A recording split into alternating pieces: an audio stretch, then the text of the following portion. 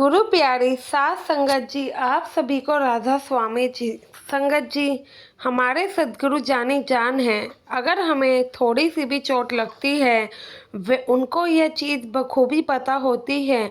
और क्यों ना पता हो, जिस मालिक से हम हमेशा ही मांगते हैं, जो हमें दे सकता है, और क्या उसे ये नहीं पता होगा कि हमें किस चीज़ की दिक्कत है या हमें क्या परेशानी है। संगत जी, एक ऐसी ही घटना इस वीडियो में मैं आपको बताऊंगी। वीडियो को पूरा ज़रूर सुनिएगा और अपने इस चैनल पर पहली बार आना हुआ है तो सब्सक्राइब ज़रूर करिएगा। मुझे पूरी उम्मीद है कि यह घटना सुनने के बाद आपका सद्गुरु जी पर और विश्वास बढ़ेगा और आप समझेंगे कैसे हमारे प्यारे बाबा जी हमें कभी भी मुसीबत में नहीं रहने देते हैं। साथ संगत जी, जैसा कि हम सभी जानते हैं, डेरे में और प्रमुख सत्संग घरों में पूरे देश से छोटे बड़े जत्थेदार सेवा करने के लिए जाते ही रहते हैं, क्योंकि डेरे में खेतों की सेवा जब एक बार चल रही थी तो वहाँ पे सेवादार काम कर रहे थे। इन सेवादारों में से एक सत्संगी भाई था जो कि बाबा जी का बहुत ही ज़्यादा सब भजन सिमरन किया करता था। इस भाई को जब भी मौका मिलता तो ये सेवा पर जरूर पहुंच जाता। तो ऐसे ही उस दिन भी जब भाई डेरे में सेवा के लिए गया हुआ था तो इनकी ड्यूटी भी बाकी सेवादारों की तरह डेरे के खेतों में लगा दी गई। यह जो सत्संगी भाई, जहाँ इस सत्संगी भाई की ड्यूटी लगी थी, वहाँ इसकी ड्यूटी यह थी कि लंबी लंबी झाड़ियाँ और घास को काट कर उस जगह को साफ करना। तो ये भाई अपनी सेवा बहुत ही मगन से कर रहा था और बहुत ही उसमें ज़्यादा गुम हो चुका था। कुछ देर बाद इस सत्संगी भाई को महसूस हुआ कि शायद कुछ चीज़ इसके पैर में चुभी है।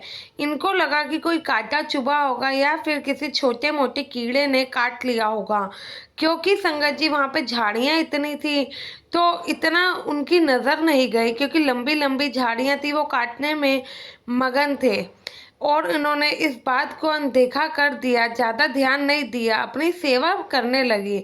और जब थोड़ी देर बाद इनका गला सूखने लगा तो ये भाई उस जगह से निकल कर पानी पीने के लिए गए। तो पानी पीते पीते इस भाई को चक्कर महसूस होते हैं और गर्मी भी ज़्यादा लगने लगती है।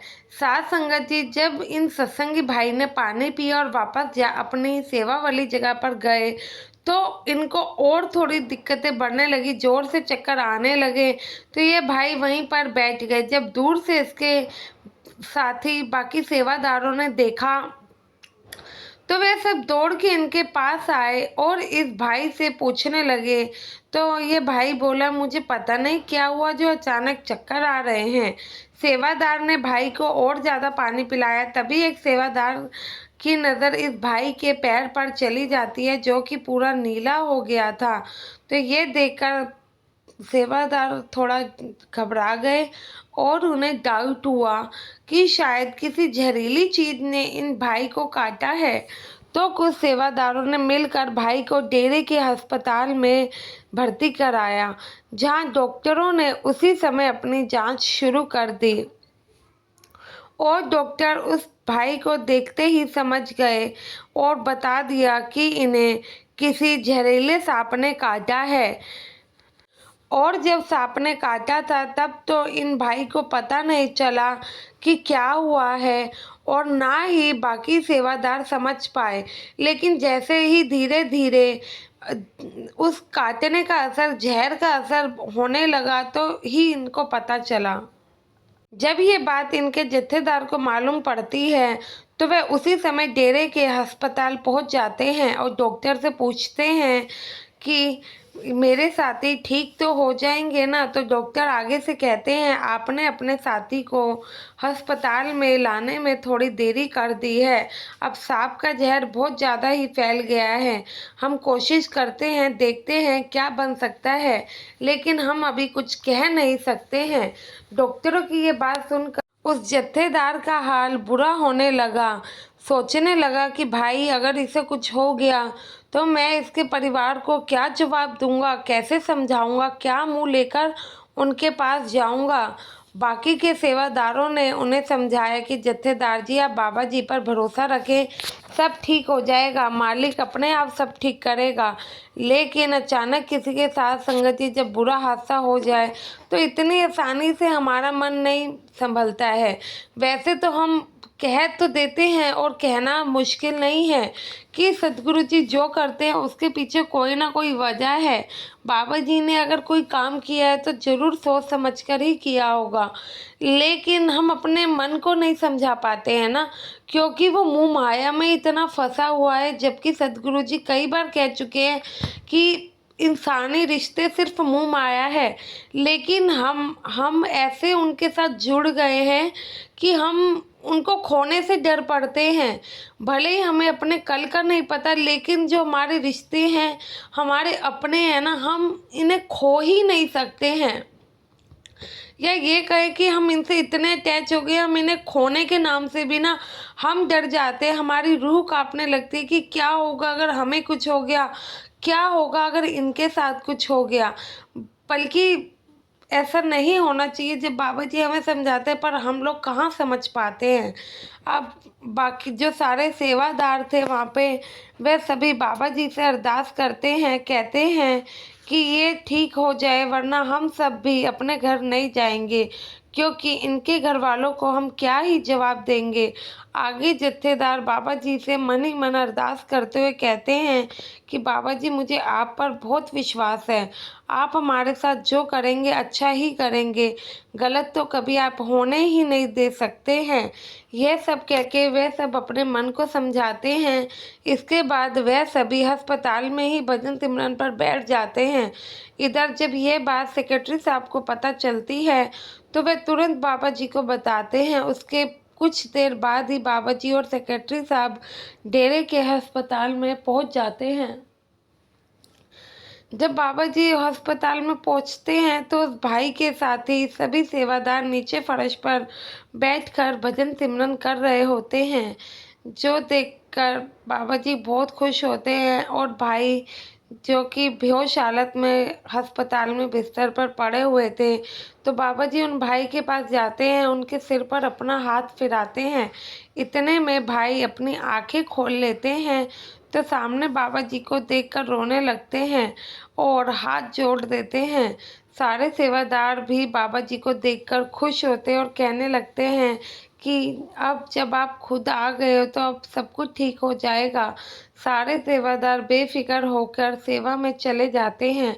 इधर सेवादार भाई ने जब बाबा जी को सामने देखा तो उनकी आंखों से आंसू बह रहे थे। मन ही मन सोचने लगे, मैंने इतनी सेवा की फिर भी मुझे इतना दुख क्यों हुआ। तो बाबा जी कहते हैं कि बेटा, जो तू सोच रहा है मैं सब समझता हूँ, लेकिन बेटा ये सब तो उस मालिक की रज़ा है।